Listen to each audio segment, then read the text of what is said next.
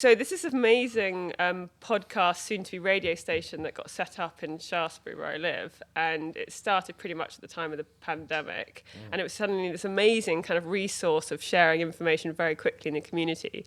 And then you got, more people wanted to join in. So it's run by this incredible guy who is a professional. He was a radio DJ for BBC Solent or something.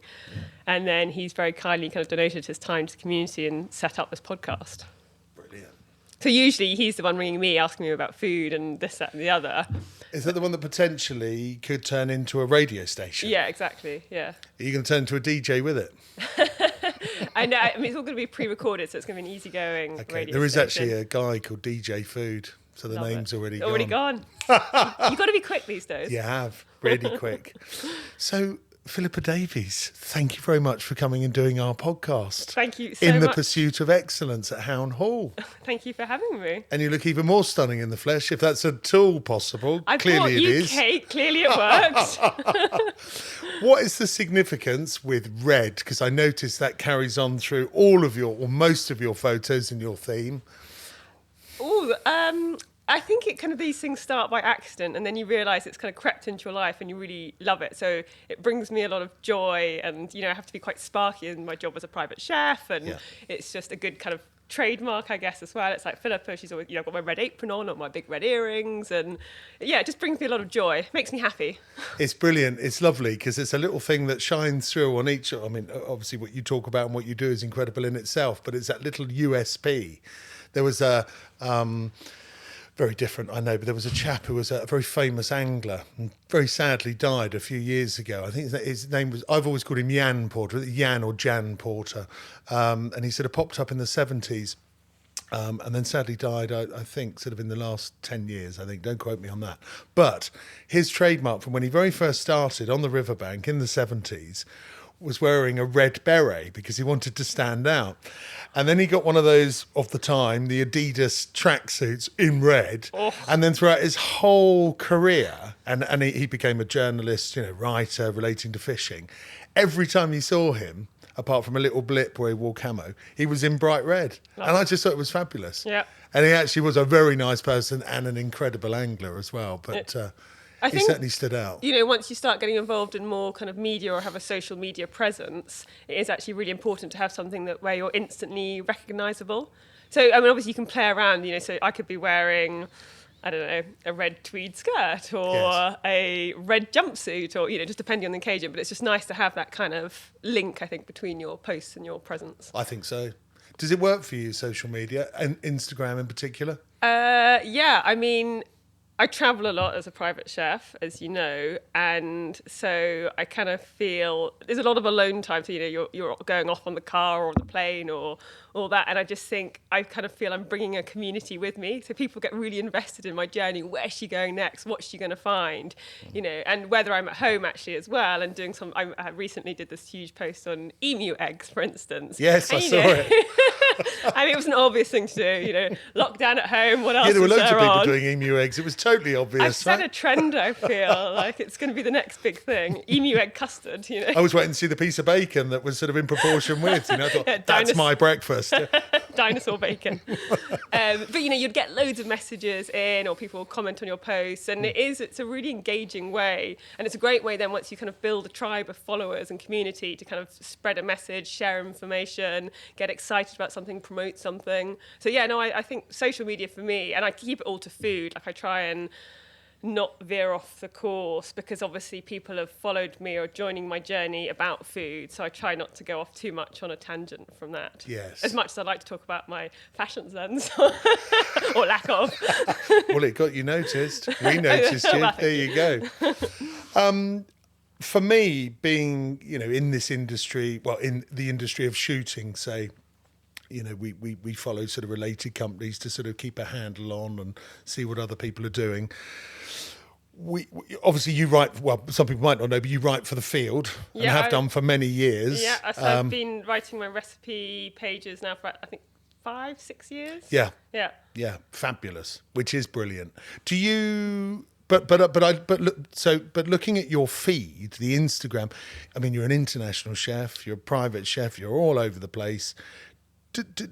Is there a link to game and country, or are you just, you do what you do and it relates to lots of different avenues? I mean, what I'm saying is when I first came across you, I thought, oh, you're a game chef, but that's not the case.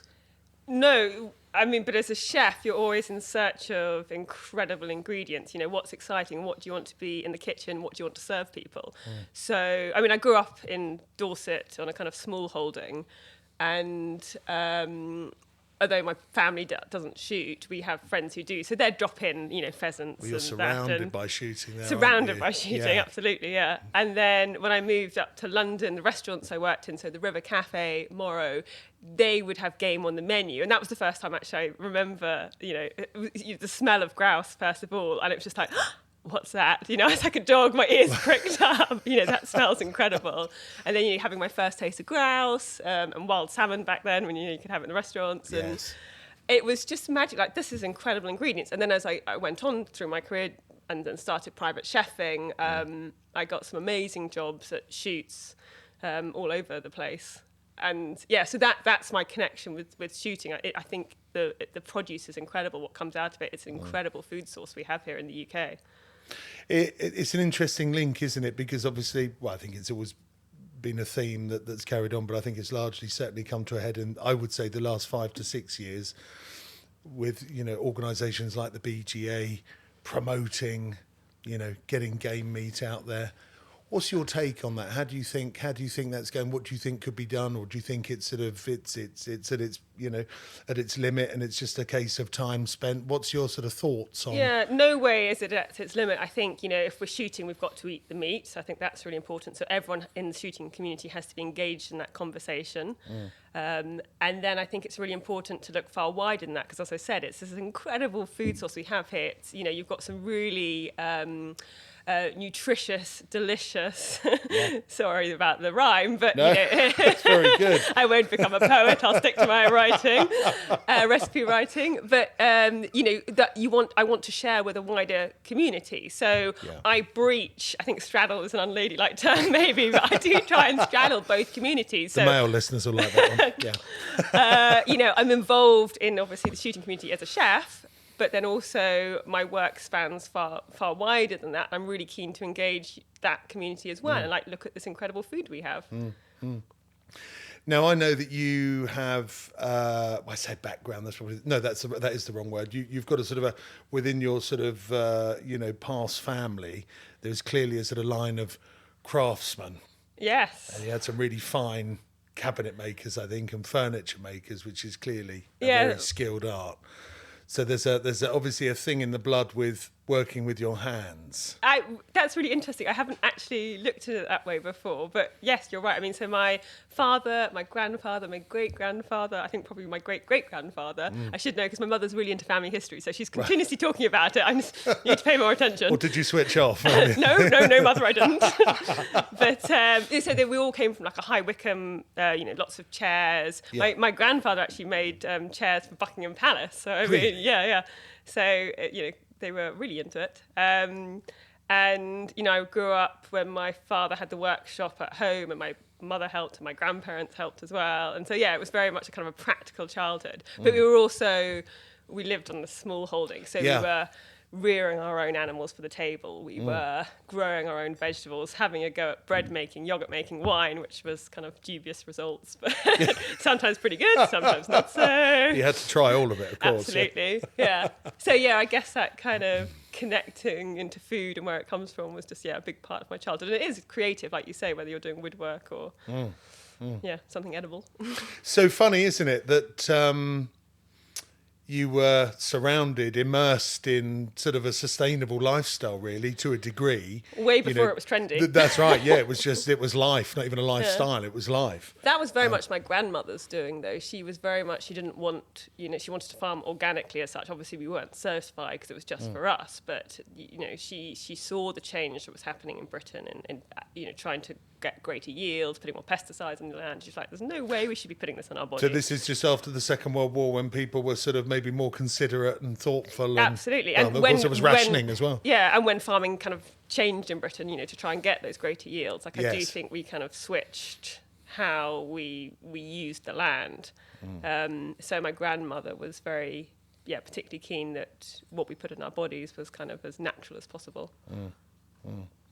And from there you went on. So picture you in the small holding back in the day, surrounded by fresh herbs, vegetables. It's the good life. Yeah, no, it sounds incredible actually. Well, why did you leave? And butchering your own meat to a degree, or so we reared the meat, and then it went about 20 minutes away for slaughter. And I can remember coming back as like a kid, and like all the lambs would be on the table ready for bagging for the various freezers. We had like 5 big chest freezers, and my grandfather was, I'd say he was the first like nose to tail eater. We would be having brawn and tongue and everything. So nothing got wasted. But I think it was because for some people that's a kind of a strange concept. But for me, obviously, that's how it was. That's how it is. You didn't waste any food. You looked after your animals and you cared for them right up to the end. And it was interesting when I did eventually move to London, how it was a big thing about, this broad bean has just come into season. Isn't that amazing? And we're going to put it on the plates. And I realised how privileged I was, I guess, having that upbringing, that was just all how it was. It's funny, isn't it, that, I really like offal to a degree. And Tripe certainly, included?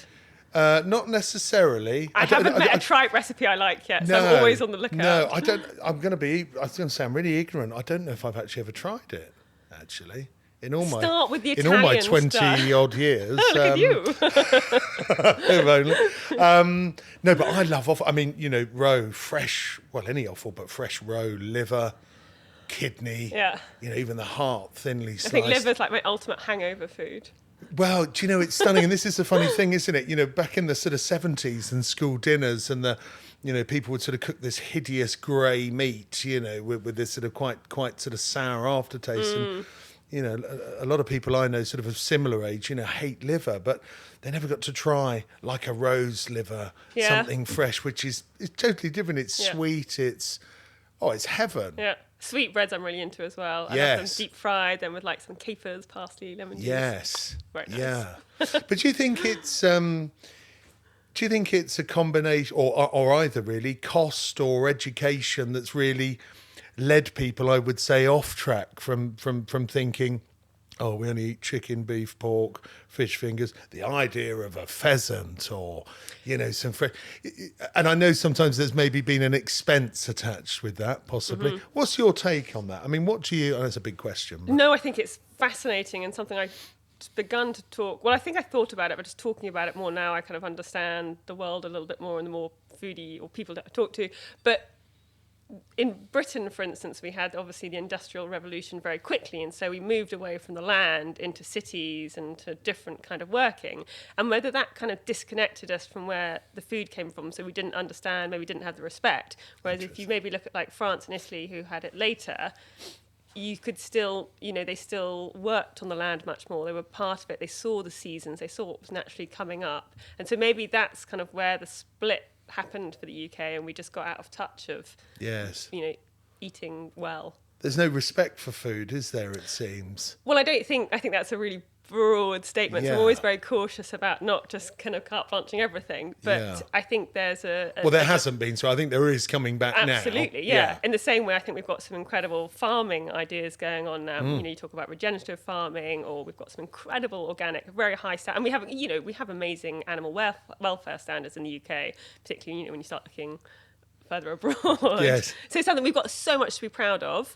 I think education is key, and engaging children in the kitchen from a young age, again, I think is key. So I wonder, after this last year of lockdown, people spending a lot more time at home, will we have inspired and kind of given confidence to this new generation of little chefs? It is a confidence, isn't it? It is. I know when you started at the River Cafe, you came in, my terminology, shortly after did you cross over with Jamie, or had he just left when you came in? He left and started his stardom. Okay, cool. So he was riding around on a scooter being a bit of a mod and a cook, sliding down banisters and things. I remember that. Because he did the school dinner thing, didn't he? Which I hoped, I mean, from what I saw, it was real, and clearly there's a, like everything we do, there's a PR thing attached, and and so on. But I thought that was bloody good. I think anything that gets the conversation going is great. I think it's very hard to tell someone what to do with their children, though, or how to live their lives. So I do think there's a kind of danger of stick, carrot, you're bad, you're doing this wrong. Like, you can't, it's very hard to criticize people because, there is a financial side always to this argument as well. So I'm much more of the school, like, I want to encourage and infuse people. And I do feel that's, honey is better than vinegar. So you want to sweeten people's experience with food and education, encourage them to make it better. Yeah, it's but he interesting. did. I mean, he is an amazing campaigner because obviously he's also worked on things like British fish as well and meat standards. And I suppose one could argue, yes, you're creating PR, but actually you're creating more power. And if that power is put to good use, then that's actually... Yeah, education is power, for sure. Yeah, absolutely. Because it's going to sound really arrogant, but my son, I wasn't, but my son is fortunate enough to go to a private school. We cook a lot of food at home. He's into his food. He will eat offal and, he shoots with me. So he loves his cooking and his proper food. Yeah. And, he's appalled at the fact that in his mind, and he's young, he's 13, that he goes to a nice school, his words, and still the food's bloody awful. And he said it really isn't very nice at all. Yeah. And I assumed, maybe wrongly, that the state system is always sort of clambering for a bit of cash and investment. And I get that they've got to deliver, and so sometimes not necessarily standards, but maybe ingredients, things will. Or had you just thought the food's so amazing at home that anything in comparison is going to look shoddy? I think it's largely that as well. Yes. Yeah. But it's interesting, isn't it? You think, really, it's not difficult, is it? It's not difficult. Why is it still rubbish food? Yeah, I mean, I don't know. I mean, there's obviously a challenge in mass catering always. And yes. If you can supply school meals at home for some people, it's really important to have that. I mean, state and private different there because maybe if you're paying personally for it, you expect a certain level. But again, there's been some incredible campaigning about having free school meals at the moment, and especially through holiday times and these kind of, during the COVID time. And I think that's really important. So there's got to be a balance of it doesn't have to be fine dining, but providing it's nutritious. It's funny though, isn't it? I think a lot of the things that are, eating habits are really habitual. And I've always made this joke that if McDonald's did a McPheasant burger, that then people would think, well, yeah, we can eat chicken, pheasant, beef, pork. Because it's funny, isn't it? Most people eat pork, chicken. Maybe this has changed now in the last, 20 years maybe, but a turkey was largely purchased for Christmas. Yeah. And people are quite sort of strangely stuck in their ways. I've noticed an up in sales with turkey, with the sort of the rise in fitness programs and people doing fitness, well, not videos, DVDs, and so now turkey is obviously. Well, now's the time for pheasant and partridge then, well, because nutrition-wise, it beats them all hands venison. Down. Yeah, I mean, and pigeon. Yeah. I mean, wonderful, lean, stunning meat. Yeah. I mean, it takes, I think, a long time to change people's habits, and it takes a lot of voices and a lot of different tones, because you've got to connect to a big, wide audience, all with their different kind of, levels of where they're coming from in terms of understanding about food. So I think it takes like a mass strategy approach to it. Maybe, I'm showing my age now, but maybe we need to get Finders to do a pigeon cake or something in breadcrumb or something like that. Finders with the tins, weren't they? Yeah, and the frozen packs, weren't they? I don't know if they're still around, but... How do you... I prefer Bird's Eye now. I do. Anyway, moving on. Can't beat a fish finger, right? I think I called them Goujon in my trade. How funny. Put a double price tag on That's it. That's it. Remarket it. Well, actually, though, but take that joking aside. So say you had pheasant goujons or pheasant fingers. Yes. It's something that's recognisable as a food source. Or venison lasagna. And I think that is a really amazing way to get more people to try game, realise that they can use it in everyday family cooking. Do you know, that's a really interesting point, because I would assume that most think of a bird in the feather. Don't want that. Let's hit one of the supermarkets and get the chicken in cling film or pork or whatever. But a bird in the feather. But actually, when you break it down and, it's not just that bird on it, which for me is as delicious, but for say the non-believer or the person who hasn't tried, you can turn it into a cottage pie or I know that's related to beef, but you know what I mean, something with potato, something with pasta, fajitas, yes, and I do think that's a great. So I try and do that with my recipes. I kind of do a mix, because obviously, like the field reader, they're all generally really competent cooks, and they'll know their way around game. And so You're saying that's a magazine just for educated people, isn't it? I'm just saying it's a resource for game cookery. That's actually untrue because I read it. So I know you're our number one fan. Where was I? No, but then also trying to include more kind of less traditional, more jazzy recipes, more family-friendly recipes. So I kind of trying to do a balance. So if people then come, particularly like say to the website, they'll go, "Oh yeah, that's a great idea, venison lasagna, let's say," or that kind of thing. I mean, on that, have you got a sort of a cultural influence with your recipes? I mean, obviously as a chef, you've got to stay broad, and if you're cooking for clients, they may dictate the menu.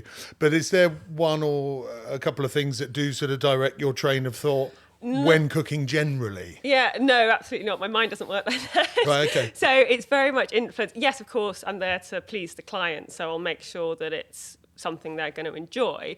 But, it very much depends on the location, the season, the occasion. So food, for me, it's this incredible way, obviously, of bringing people to the table and having fun. So you want to reflect everything that's going on around. So if I go to the market down in the south of France and I see some incredible peaches, that's what I'm going to bring back and put on the table for lunch, because that's what the best ingredient is. If I'm up in Scotland cooking, cooking for a shoot, I'm going to be using stuff from the land, whether they're chanterelles or whether it's the game. And it's very much trying to be appropriate for the situation and use the best ingredients locally that I'm going to can find. Yeah. And that's what's so exciting. I love the chop and change. I mean, I did work in restaurants for years, and it was an incredible training. So it was an incredible experience. But as a private chef, suddenly getting to go here, there, and everywhere, getting to go to like where they're producing the best mozzarella or where they're producing some incredible salt marsh lamb, it's a joy. It's really exciting. Do you think you chose it or it chose you? Oh, I don't know if I'm that deep on the thinking. Well, I'm interested because I know you said to me that you coming from the small holding, so surrounded by sort of pretty much everything that you are related to now, but at one point when you were younger, you were going to pursue the study of geography. Yeah, I think... And that you had a sort of a moment, I think, when you said you opened a fridge and looked at something and went, hold on a minute.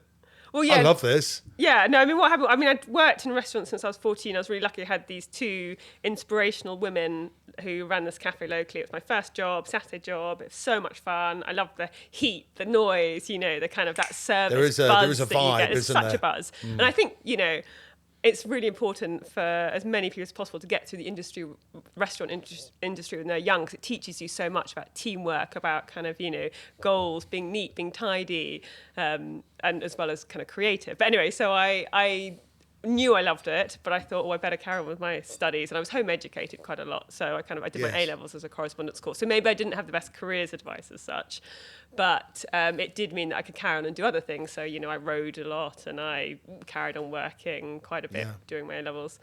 And then I thought it was just the thing to do, I guess, particularly in my generation, like, you go off to university and get a degree. I was quite good at geography, so I thought, I'll go and try that at least. And I did my first year, and I made sure I did my exams. And then I was doing my restaurant jobs in the holidays still.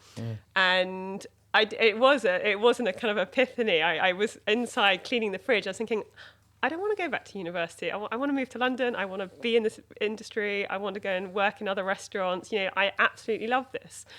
And I went home and told my parents, and they're so supportive. Like, they worked really hard to kind of put me through a good education and help me, with my home studies. But they're very much like, you've got to follow your dreams and, providing you work hard. I think it's really ballsy as well, because you did openly share with me that, back when you were younger, you suffered a little bit with dyslexia. A little bit's an understatement. And actually, no, but, and it's an interesting point, because I think, people where they have these little struggles, this is not the best example, but it's like someone who's blind, but then their hearing is, twice as good as whatever the norm is.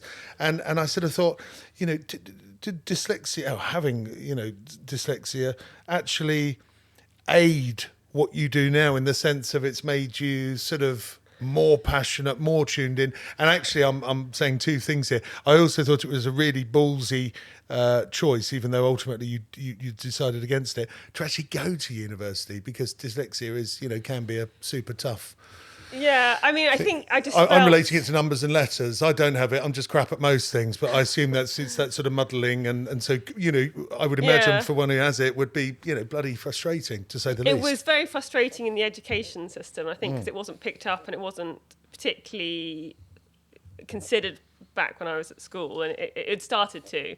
And it really taught me actually about teachers. So I had some who were very dismissive of me, saying, well, she's not trying, she's lazy, Yes. like she should be getting the A pluses, and I'm going to give her a C because it's sloppy. And I knew I was trying really hard. I wanted to, I'm very competitive, I wanted to do well. And then I had the few amazing teachers who just saw these kind of bridges or these gaps and just really helped me think about things in a different way. And I think that's actually when it relates back to cooking. So like particularly, you have to work out a way to get to where you want to go. And because it's a live environment, the kitchen, whether I was at a restaurant or private chefing, like you have to be able to adapt very quickly to get to the answer or to get to the right place. So I think that's really helped, like being very fluid in my thinking. Like, I'm not rigid, like, I have to do this, this and this. I'll just get the job done somehow. Well, I think that's the nice thing, isn't it? As we're in the more modern age, from back in our school days, certainly mine. Clearly, school dinners are still sort of not of a standard, but teaching seems to have lifted massively. And I remember sort of counterparts of mine who came from sort of tough backgrounds or weren't particularly sharp on a certain subject, and they usually would just get hammered. And actually reflecting back, a really sad thing, because there was always that one teacher, wasn't there, that was able to just bring something out of you, or a handful of teachers. Yeah. And actually, everybody's very different, and a couple of these. There's one in particular actually who I used to go to school. They did struggle. In fact, there were two. There was a he and a she, and they became hugely successful in their fields. Absolutely. I mean, Shakespeare was dyslexic, apparently. Not that I knew him personally, but apparently looking at writing. Richard Branson. I mean, there's lots of very successful people who've succeeded, and, you can use as examples. And I think as well, you've got to have the attitude of like, yes, you're dyslexic, but why does it stop you from But I doing wonder, something? and I know this sounds rude, but I wonder, and I'm going to say the word, if that little weakness, dare I use that term, actually enhances all the other parts. Absolutely. And then you get these superstars in these particular fields. Yeah.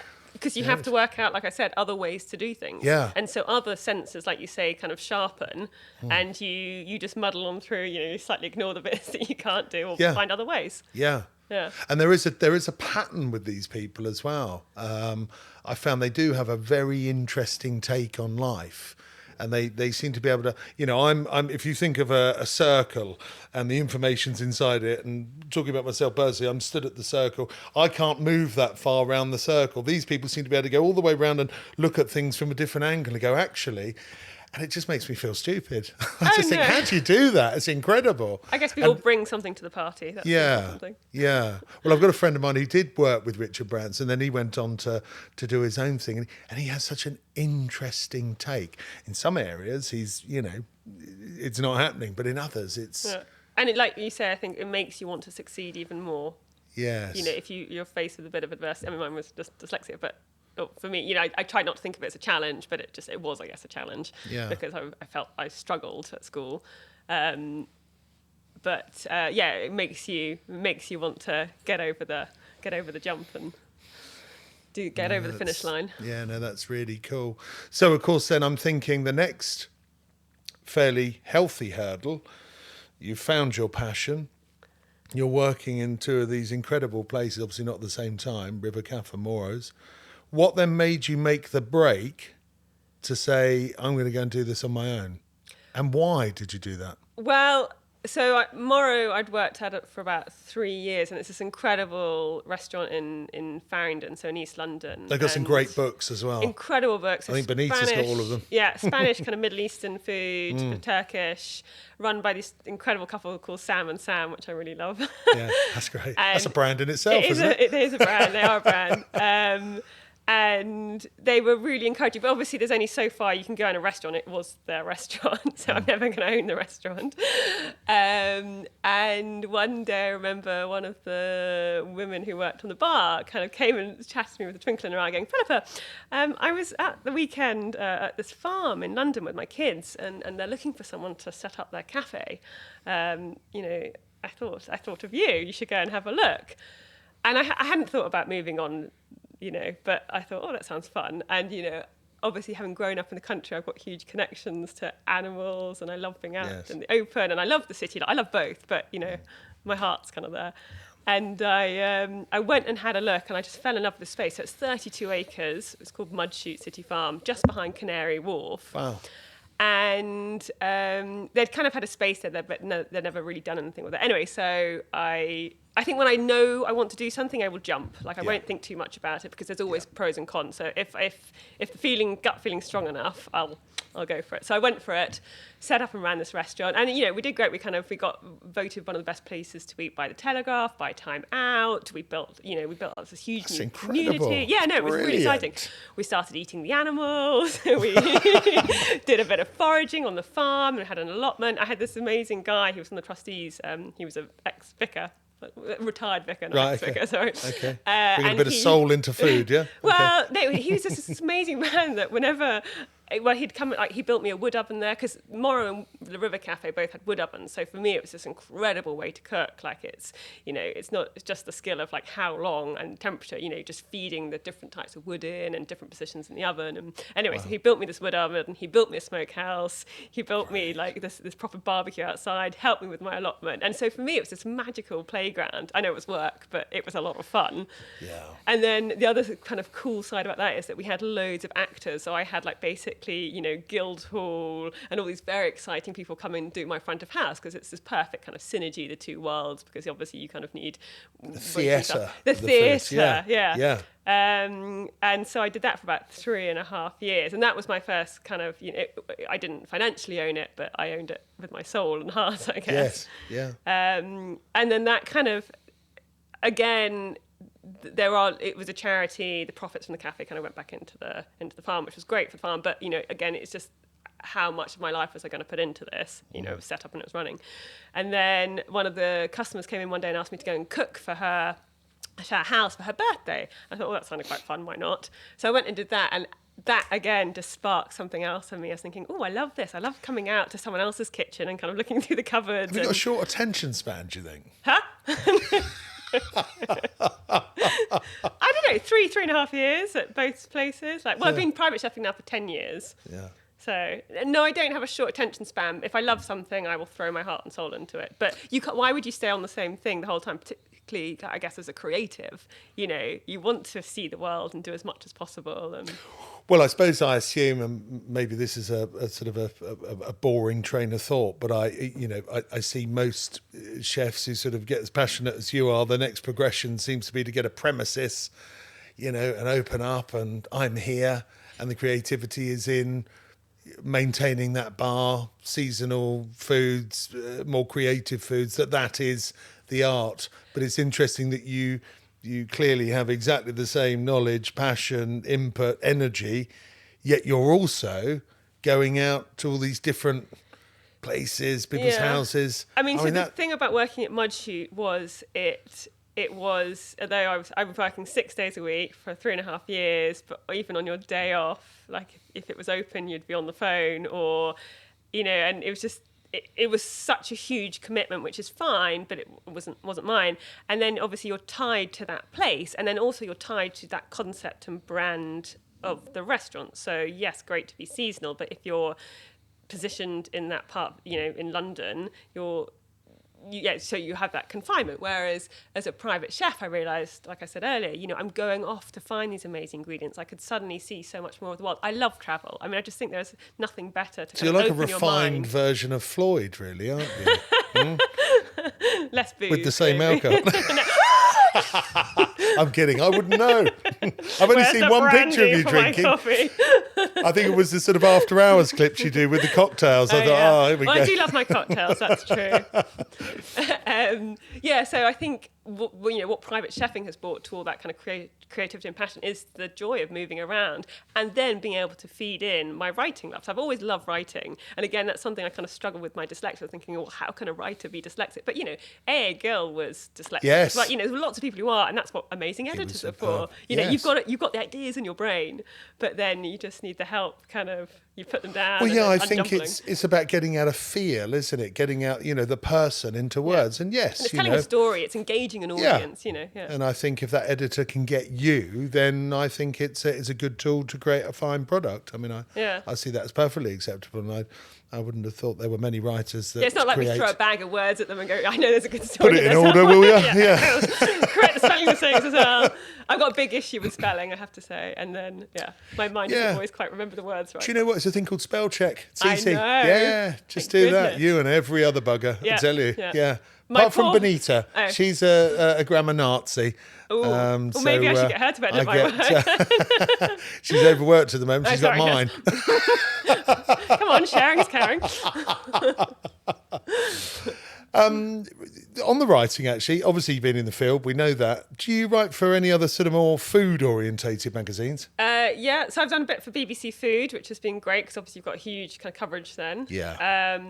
And then also for Dorset magazine, which I love because obviously I live in Dorset and I have had my base there for many years. I was going to say, you're almost rooted there, aren't you, really? Yeah, your I do roots are there, rather. It's funny because obviously more and more people have homes in different places or have lived in different places, and we all feel more torn as we get older of like, where is home? But I guess luckily for me, my parents have always been in Dorset. I've always kind of had a base there. So as much as I travel or wherever I am in the world, I guess, there's a part of me there which has been really grounding.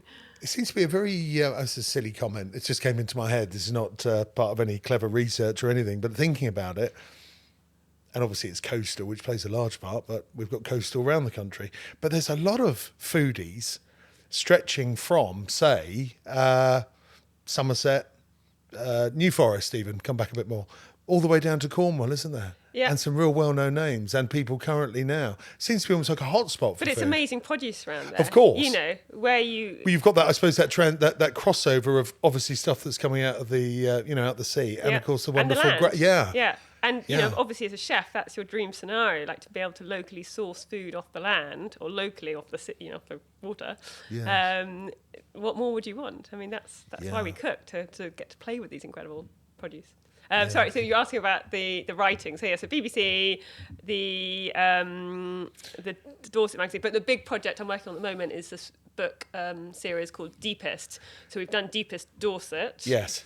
Deepest Wiltshire, and at the moment I'm working on Deepest Somerset. Brilliant. And it's this incredible book.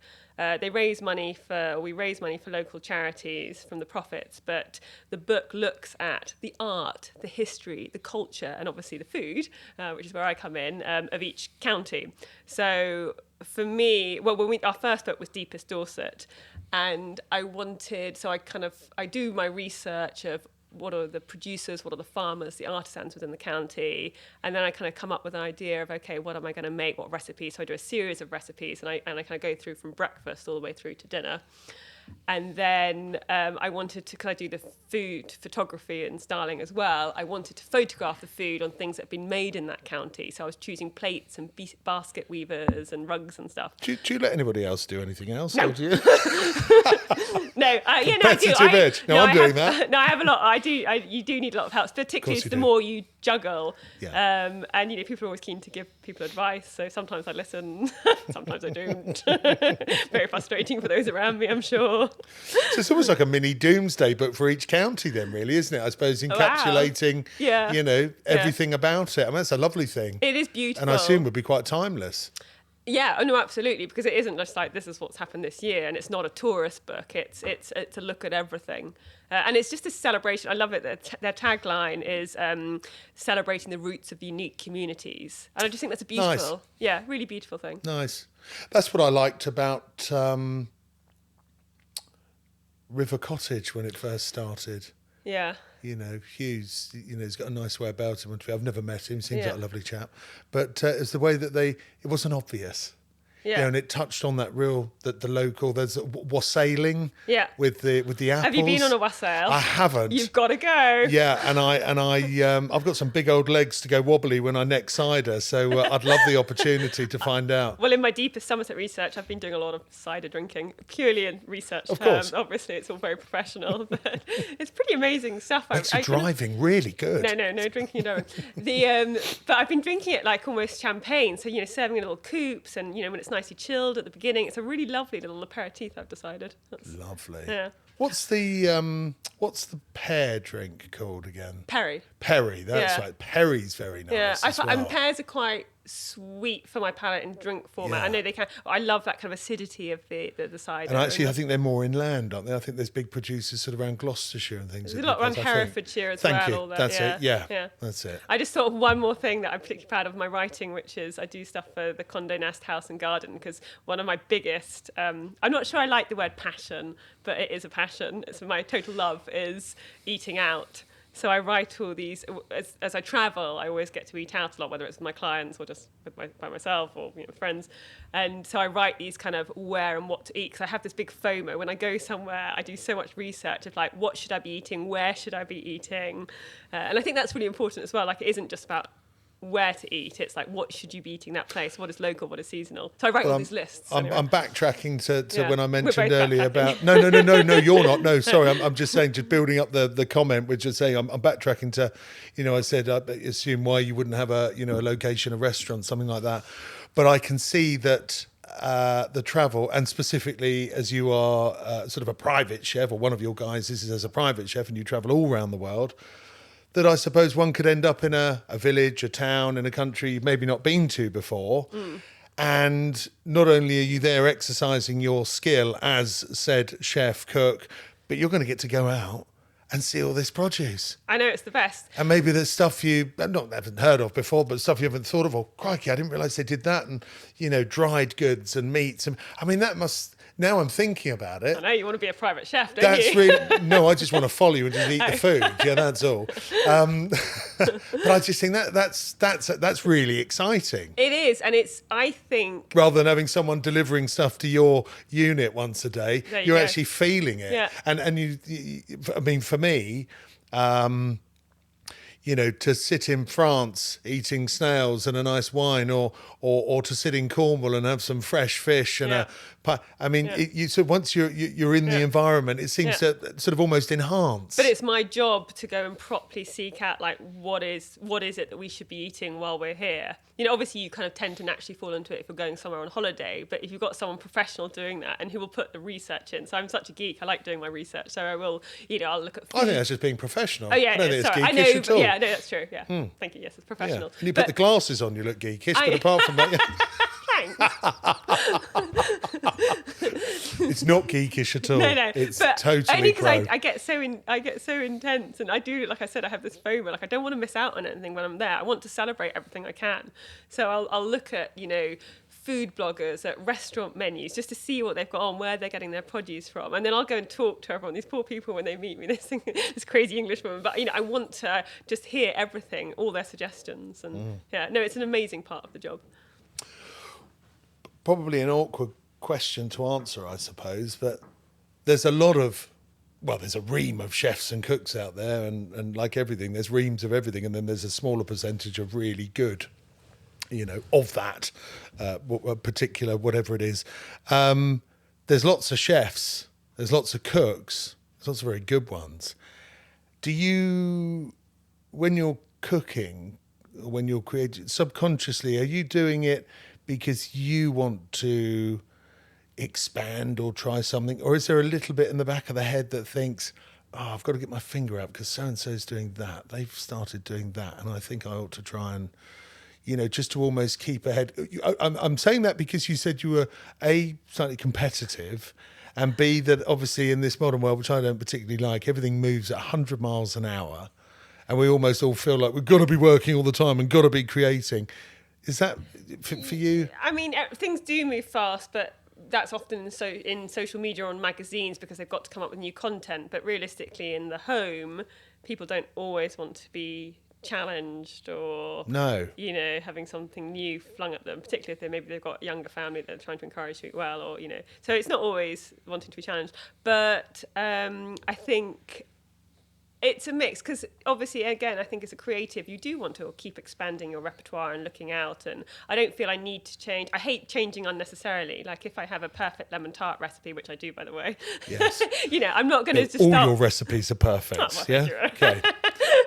No, but you don't want to unnecessarily jostle around with that. Gild the lily. Yeah, exactly. Yeah. So I'm very much...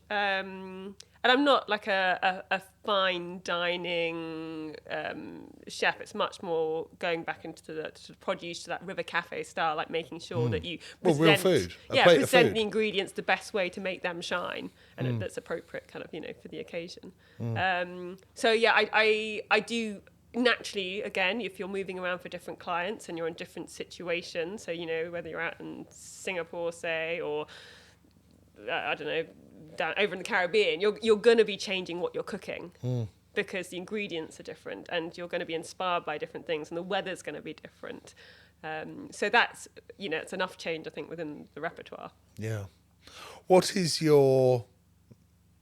would be your favourite sort of culture, region type, or cultural sort of region of food, sort of style of food, flavours? What, if you had to pick one? I hate this question. I know, it's boring, isn't it? It's not boring. It's just so it's hard. tedious. No. It's just hard to answer. Yeah. Like, there is so much out there with so much kind of identity and uniqueness that they all have their merits and their kind of downfalls. And I mean, I think it depends, like, when people ask me, because I might just suddenly, I went to the first time last year in January, just before coronavirus all picked up. I was in Tokyo for the first time in Japan. Yes. And it was this brand new world of food that, I mean, obviously I've eaten kind of Japanese in the UK and New York and stuff, but I hadn't eaten it where in situ.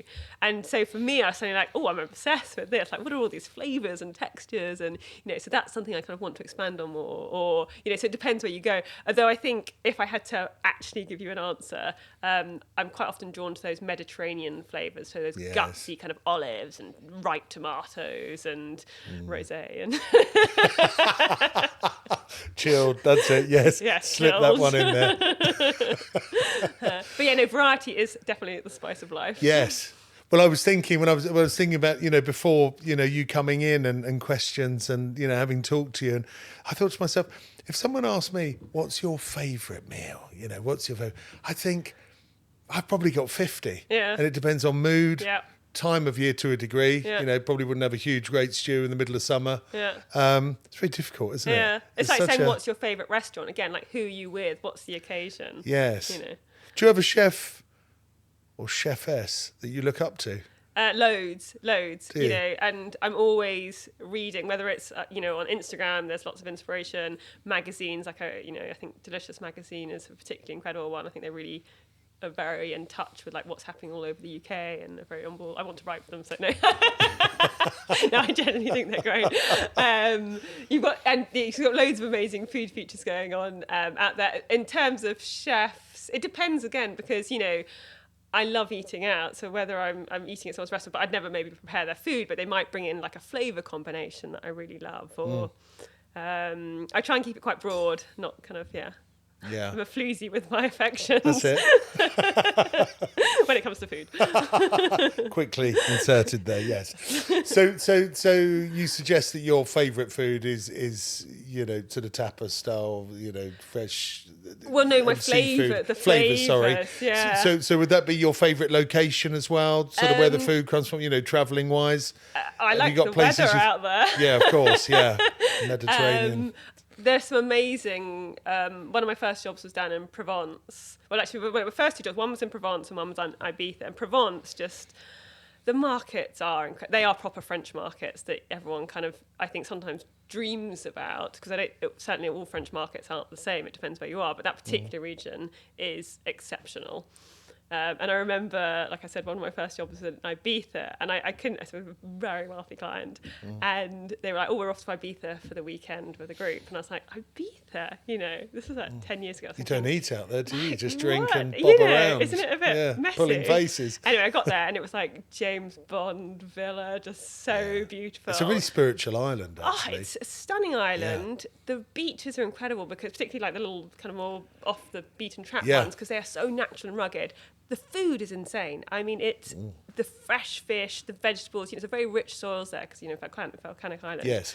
I mean, and then the restaurant standard again was just so high, just completely and then I think I realised how open you had to be when you travel. Like, go and search. Don't make your mind up, obviously, before you get there. Don't go to a restaurant that's got a picture of the food on the on the Although plate. in Japan, it's really normal to have those little plastic models of the food outside. So actually, it's Well, they the don't need rule models doesn't because apply. their fish move anyway, don't they? When they serve them on a plate, instead of Well, some of them. not sure I'd do that for me personally, but Yeah, I must feel extraordinary having something kind of go down your throat. yes. You have to be Anyway, careful moving what on, you sorry. say, don't you? But I'm Yes. just slightly dubious. I know, different places eat different meats and things Absolutely. like that, and Yeah. there's Yeah. some stuff I can't get my head around. But Yeah.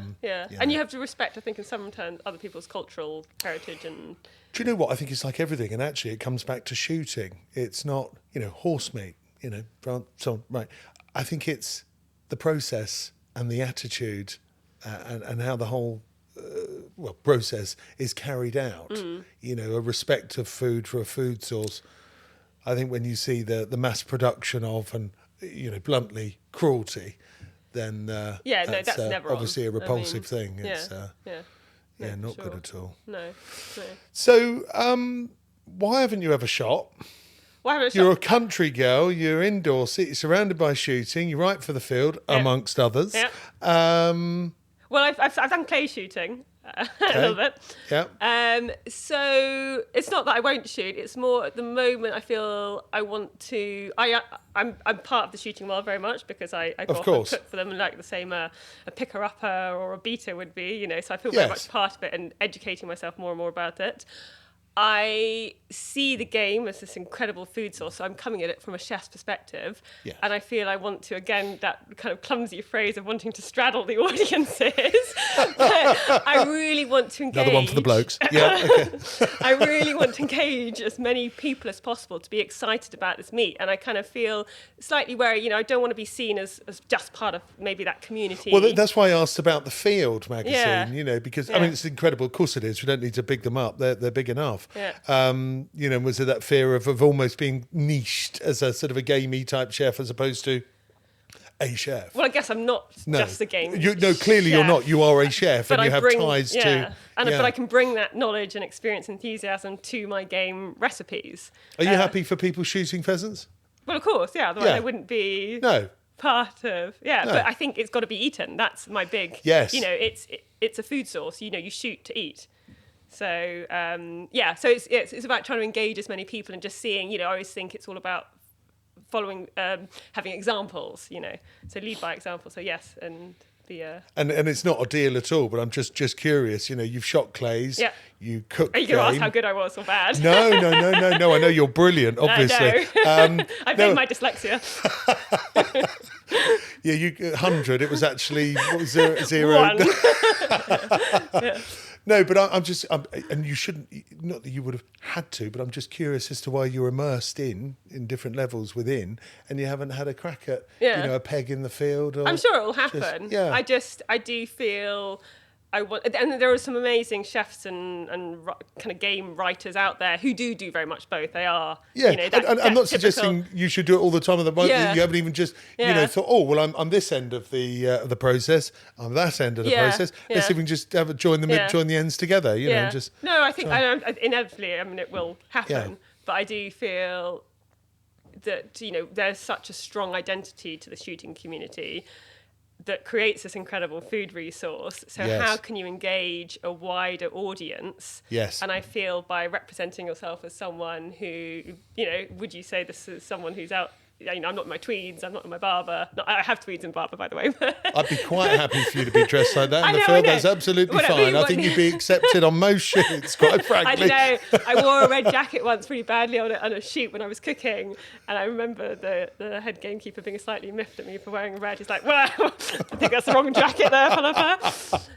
So that's very part of my fun. But yeah, I'm just trying to welcome as many people in, so show that it's not just for that one section of community. Yes, yeah, and that's important. So you've got something coming up on TV, haven't you? Very soon, or is that a secret? We're not not allowed to now, mention it's that. No, but we could leave it there if you need to. No, I'm really Just keep excited. people hanging. Yeah, no, I'm about to make my TV debut, but yeah, it's a Channel 4 programme, and that's probably all I can... Do you know what? I think that's enough. That's really, really cool. Watch this space. Yeah. And is that something, we'll say no more, but is that something we could look out for, I assume, in 22, or is that tail end of this year? Or? I'm hoping it'll be this year, so 2021. Hopefully summer. You'll hear all about it on my social media, don't you worry, when it happens. That's really exciting. It is. I'm so excited. It was an amazing process to be part of. And without going any further, I just know, ask one last question. Is this sort of one thing, or is this maybe something that carries on? It could possibly carry on. Brilliant. But yeah, it was an amazing way. Again, you kind of just feel of like connecting with an audience. You realise how powerful media is. So it's something that I'm very keen to get on board with. Give me your top 3 recipes with venison. With venison. Yeah. Can I do a pheasant one first, just to be contradictory? Do you know what? Let me re-ask the question. Shall I just ask the Give me question and answer 3 it? game recipes, please, Philippa. Oh, that's a really good question. Thank you. So I think one of the favourite pheasant ones I did was this one. I'd just come back from France, and I do get a lot of inspiration from my travels. So kind of a braised pheasant with Armagnac, cream, chestnuts, and prunes. And that was just... That sounds wonderful. So delicious. Well, I'm just going to say everything sounds wonderful. I love food. As long as it hasn't got goat's cheese or... I can't remember. I think it's just goat's cheese. Are you not I a don't goat's cheese fan at all? I'm not. Is it because you had a bad billy goat experience as a kid, or...? No, I love the animals. I love the animals. It was the smell of it cooked, smell of it warm or hot once, a long time ago. Combine them with the taste, it just put me off. It's very strange because I like soft cheeses, brie, so that, I know it's a different flavour, but I think it's I think it's probably the only food. Yeah. Oh, and another one just because its texture, if it's overcooked, is aubergine. Yeah. If it's thin and grilled, with olive oil and stuff, then I can sort of do it. I love moussaka, but on its own, I find it, it's that sort of, because of the firm skin and then the very slushy flesh. You can peel the skin. You could. And of course, because I don't like it, I haven't progressed any further. Apart from that, I'm pretty good. My suggestion with my top tip for aubergines, like play with those Asian or kind of Japanese flavours. So you're putting a bit of miso in there, a bit of soy, a bit of ginger, a bit of lime. Nice. Take the skin off, roast it, and then you can just like scoop out the flesh. Yeah. And that kind of rich creaminess balances really well those kind of bright, kind of acidic flavours. That's nice. So anyway, going back to my I'm sorry. Yes, so you've done your... No, because I'm just thinking, because I always find it so hard to narrow favourites down. I'll do something, so I've done pheasant. Armagnac. That one's in the field. And that's got the chestnuts and the prunes in, and cream, wonderful cream. Really rich and lush. Lovely. And quite traditional, but just it works so well with the pheasant. What would you have with that? I would probably have mashed potato, because I love mashed potato. And greens, like I'm a big, I think, Oh. It was so exciting. The lights went out. Oh, our disco lights have kicked out then. But do you know what? We'll carry on. We'll ignore that. Let's light a candle. Yeah. Do you know what? Last time we had an issue because of a Labrador's tail. He briefly got excited, but I got excited earlier. So I must have set him off on some adventure. We're setting each other off now. There's the irony. They're totally good today. Now the light's playing up. Sorry, carry Venison. on. Yes. So... Venison.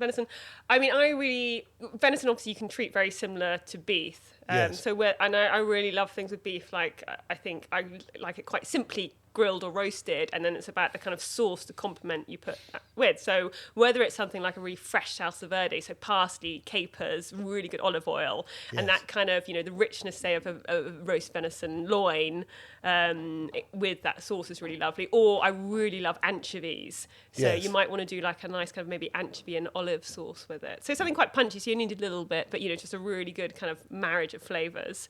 That sounds wonderful. So that's the venison, and then let's do pigeon, because I'm always like, I realise I don't think I eat enough pigeon, because every time I eat it, like, oh my God, that is so delicious. Do you know what? It really is, isn't it? It's incredible. And actually, there's a recipe going to come out in a month's time in the Field magazine, and it's got some delicious kind of mustardy puy lentils and asparagus and loads of herbs. I tell you what, I wanted to talk to you about pigeons actually, because I'm quite a keen pigeon shot. Yeah.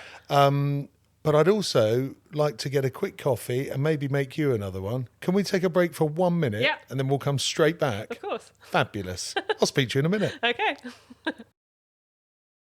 Welcome back. A short break there. Little caffeine fix.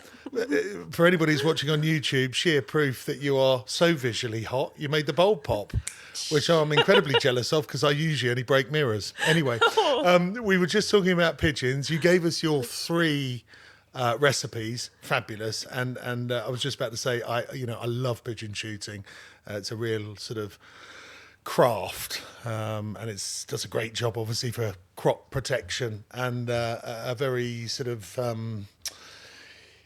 an incredible, beautiful, tasty, healthy meat that I think most people have never tried purely because they see them in London and think, oh, pests. Yeah. Don't want to eat those. They smoke too much. Well, yeah, muck pigeons. I think they're usually eating burgers. Yeah. Although the ones we shoot are full of peas and fresh, shoots. And I know. I think pigeon's probably one of the most rewarding ones to cook because of knowing that it's a pest. Yeah. And then that when it's shot, it tastes so amazing. Stunning.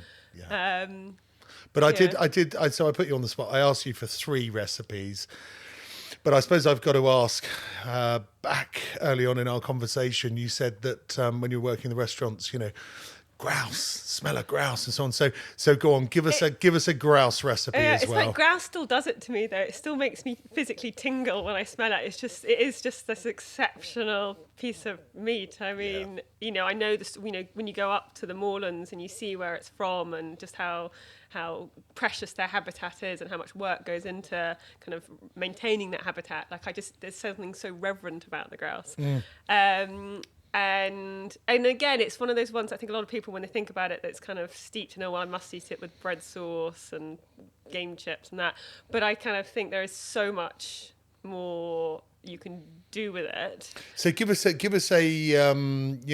them, not getting carried away, but let's pull I'm well away. Get carried away. I can't help it. I'll tell you what, get carried away, be as extreme as you like, pull away from bread sauce. Yeah. Give me a recipe with grouse. So one of my favourite ones, and it was one of the first ones I did for the field actually, was kind of lots of Provençal flavours. So with a bit of pastis, a little bit of fig, a bit of balsamic to kind of finish it off. I know that's more Italian, but just those kind of fruity, sweet flavours with this very rich of the hill meat. It's quite dense to eat, but you've got some acidity, you've got some fruitiness in there, you've got the sharpness of the balsamic vinegar, and it was just such an incredible dish that just kind of set your mouth alight.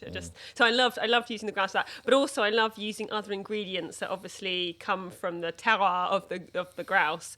So whether that's heather honey, which again is this exceptional, stunning. It is stunning, and every time you put something in your mouth, you're just like, wow, there is so much going on there. But it marries so well when you marry ingredients together off the same terroir. Yes. Obviously, the synergy works really well. So grouse with like heather honey, I always think it's delicious. Chanterelles, obviously. Heaven, heaven! I've been hungry from the get-go. I mean, amazing, because you are so incredibly trim, yet you cook all this wonderful food. I mean, I see a lot of chefs and they seem to be struggling with their weight. It takes a lot of energy to be me. As you can see, I move around quite a lot. I found lockdown quite challenging, as I think a lot of us have, because I haven't been so kind of energized and moving around. Yeah. And I still wanted to kind of eat and drink as much. So I did actually have to start exercising for one of the first times in my life, just to kind of fit into my genes. But hopefully going back to work soon so I can just maintain both. Absolutely. Do you see, well, I'm assuming that the clients that would hire you around the world are, bluntly of a financial level, okay? Because it's, to me, it's a wonderful thing, but it, almost could be an indulgence to sort of literally, ask someone to, cross the water, come in, cook. I mean, that's a special, it's a luxury, gig. for sure, yeah. Do you think that sort of post COVID, people's finances, bits and pieces, do you see that being hindered, affected at all moving forward? No, I mean, potentially, providing I can travel, like I've got a really great year lined up ahead of me. So no, I think it will be fine. I think what will be lovely though, I think there's a lot of jobs coming up in the UK for chefs, for private chefs, because people are doing their staycation, and I think that's a really exciting thing to think of, all these kind of passionate, enthusiastic chefs going off into the UK and finding the local and celebrating the local produce. Is it? I mean, I probably could have answered the question, because bluntly, it's going to be for possibly high net worths, that are buying or sort of, buying into this service. But is it difficult to stay cost efficient? I'm assuming that, just for argument's sake, let's say you have to fly out to somewhere miles and miles away, it's a new location, it's got produce relevant to the place, but it's stuff that you maybe need to research and look into. Assuming then a weekend's job could actually become a 10-day trip because of that research time. I mean, is that something you factor in, or you now become proficient and you sort of have a rough idea? Yeah, I mean, your client... And how do you keep that cost efficient as an overall? Yeah, so I think generally my clients, they're hiring me because they're big foodies themselves, so it's not like, we're going to cut corners even though we're going to hire a chef. So it's go out and buy incredible produce. And then... I mean, I occasionally, I might land ahead of the clients, but it will only be a day, let's say. And then just so I can get the initial shop in. So when they arrive into the home, the fire's lit or the candle's lit and the roast chicken is in the oven or the cake is baked and ready, waiting for them on the table. So, I mean, obviously that kind of elevates a holiday, and you can relax and not have to worry if there's any milk in the fridge to have your first cup of tea or whatever, or rosé chilling in the fridge, as the case might be more importantly. But then in terms of, we talk about waste as such, or efficiency. Yeah, efficient. I meant as in being cost effective. Obviously, I don't want to know numbers, but there's obviously a charge for, say, Philippa, can you come Friday, Saturday, Sunday? And that in itself creates a charge, and quite rightly so. Yeah. But then one would probably have to think, well, hold on, I haven't been here before or for a long time. Yeah. Might need 2 or 3 days to get out into the markets, get out into the town, see what's on offer. No, I mean, I kind of have to do it within the job, and I've become very proficient at doing that. I'm very professional. Of course. That's why I'm using it. With the rosé, yes. And in terms of... That's where the red comes from, isn't it, really? Yeah, exactly. Yeah, keeps me perky. I'm really... And I think it kind of harks back to my childhood, but, no waste in food. So I'm very proficient about buying the food and using everything. And obviously, say someone was just hiring me for the weekend, I wouldn't want to serve them the same meal twice. But if I had leftovers, I would transform them into something magical and new, so they wouldn't necessarily know they're eating leftovers. And how do you make bubble and squeak posh? Gold leaf, I guess, on top. Caviar. Glass of rosé. Yeah, exactly. Et voila. I love bubble and squeak. I'm very no waste in the kitchen. So that I feel is really important to me. And actually it's important to a lot of my clients as well. Like they will, because kitchen is obviously somewhere where the people will be in and out of the whole time. It's the heart of any home. Yes. So people will be looking in the fridge. And I don't want to seem wasteful. It's crass and it's it's not respectful. Of course. And then there's never really any food waste at the end, because either we've managed it well in terms of how much we're eating, how many guests, or there's always other people around who will be more than happy to take a goodie bag home at the end of the weekend. Yes. Yeah, so it all works out really nicely. And is it ever a challenge when you may have the scenario that said guests have children, young children, and of course, assuming you're feeding everyone, do you then have to sort of come up with a couple of simpler ideas to feed the little ones? And, is it really, it's not like going out and, I'm going to cook a 3 or 4 or 5 course supper for X grown-ups. Yeah. There's a whole family to consider, youngsters and all. Yeah, I mean, every job's different. And then I think personally, the way I was brought up and the way I think children should eat is that they should try a little bit of everything. And they should be made to encourage to sit down and, see the adults or other people eating it and just like, this is what you're eating for supper, this is being what's prepared for you. Obviously, I'm there to make my clients' life easier. So if they just want their kids to eat very simple food or more typically kid-friendly food, fine, that's what I'll prepare for them. But I will still maybe try and slip in other things. So I think it's a this is the point where they're not called goujons, they're actually called fish fingers. Yeah, exactly. Yeah. What's in a name, Yeah. Get the kid eating. But I think it's really important just to be positive with the food. So I don't want it to become a battleground. Like I said, I'm certainly there to make the parents' life easier. But I do feel responsible because I'm feeding people, I'm feeding young kids. So I'm very happy if they want to come to the kitchen and help me, or they want to go to the market with me. And I think that is the key. That's nice. Yeah, and I love it though, and I know that it really affects how the children's approach to food will be at the end of the day. Like if they're involved, they will feel part of it, more willing to try stuff. Feels more creative than just arranging the food in a picture of a face, doesn't it? Yeah, with a smile. I've done that though. I had one boy once who wanted an apple. No matter what dessert I'd cook, I'd be cooking incredible mousses and cheesecake, blah, blah, and all he wanted was an apple. But great, healthy, I guess. But I thought, okay, I can't just give him an apple. So like every day I kind of chopped it up and put it into different designs and kind of like, you know. Brilliant. Yes. Brilliant. Glass of rosé. We'll do that one. It was champagne that time, but anyway. I might be killing that joke now. So what is it then, do you think, that actually drives you forward, that keeps, because you've got an incredible, you know, sort of energy about you. You're clearly dedicated, passionate. We don't like that word.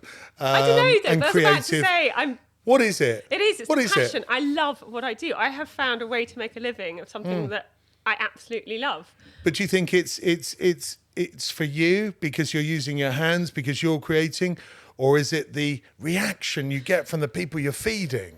Or is it a combination? It's that combination, that whole journey. So I love sitting down thinking of menu ideas, of recipes. So there's that creative stage. And then I love getting out, you know, when you're going to a market and you're chatting to the guy who owns the goose farm, or you drive down to, you know, I was in Puglia and I was going to meet these olive oil growers and makers. And, you know, that is extraordinary to go and hear someone's expertise in life and work and go and talk to them. You just pick up so much more. And then you cannot beat sitting around a table with good company, sharing food, sharing stories of your day. Like that's how I grew up. You know, we probably never had less than 12 people at the table. And that is, you know, probably one of the richest life experiences you can have is sharing food. Well, they say, don't they, you know, a healthy family is a family that eats together. Yeah. That just, you know, even in our busy lives, finds that time at the end of each day to all sit down together, talk, and it is so important. It's spiritual, it's healthy, it's yeah, absolutely. So where does this all go, say, over the next 5 years? Have you got any sort of aims, goals, wants, wishes? Yeah, I mean, I'm probably not as much of a planner as I should be. No, well, I think it's more. It's not about. Yeah, I would agree. I'm not a planner, but I throw little pinpoints. You know, just little sort of wishes. Throw it out there. Yeah, I mean, the more I kind of experience I have in media, the more I want to do it, because you realise the effect you can have. So if you have a message like celebrating, for me, you know, British food, for instance, British producers, I'd love to work more on that. So whether that's on TV or through my social media platforms or through writing, so that is something I definitely love to do more of. So I see that's probably the biggest push over the next 5 years. Yeah, good for you. No, that's fabulous. For any one of the hundreds of thousands of people that will be listening to this, of course, for anybody who's just stumbled across you, and I can't believe that would ever be so, could you just outline where you are? Well, let's start with social media. So if someone wanted to find out about Philippa, where are you on the internet, on social media? So my Instagram, which is my kind of biggest, it's like almost a daily blog, I guess, short and sweet and fun from all my food adventures. So that's Philippa Davies _food. Yeah. So that's a great place to keep up. And that's Instagram, yeah. With Instagram. Brilliant. I also have a website, so Philippa Davies. Yes. So that's got a great kind of load of information of all the various kind of work I do. I'm not a Twitter fan. I found Twitter quite difficult to get my head around. Yes. Too much texting, too small, not interested. Yeah, no, I don't. And quite spiteful and, I don't know, a little vicious, bit edgy sometimes. A little bit edgy. Yeah, not feeling the love. Out of that. Yeah, I didn't feel the love there, so jumped out of that one. Yeah, so Instagram, I think, is probably my biggest. And obviously we've mentioned The Field. Yeah, and that's a monthly. Yeah, monthly recipe column in The Field magazine, and then, occasional pop-ups for BBC Food or for House and Garden, and then obviously this Deepest book series that I've been working on, which they're incredible pieces of work, and, you know, they make great presents. and lovely, take to bed books, as we call them. Yes. Coffee table books, yes. as they're more commonly known as. Straddle one in bed. Yeah, that's it. I got it. Sorry, I had to throw it in there. It's me. I'm I go work on the PR campaign, I think, for that. I'm so cheap. Sorry. Do you know what? I know I have said this a few times because it is part of the magic, and our wonder is being able to sit here and listen to really lovely, interesting people, rather like yourself. And for me, it is the power of social media, because otherwise I probably wouldn't have met you. And, It is really powerful, that phone though. call that comes through from Simon, and people think, who the hell's this? You know, and then we create this, or you help create this wonder, you know, which is fabulous. Am I blushing red? You're nearly turning the colour of your skirt, yes. But you are hugely infectious, massively addictive. This has been a great conversation. You know, I'm sure we could do many more of these, and I'm sure with all the exciting things you're doing, I'll be trying to chase you to get you back if ever you get some free time.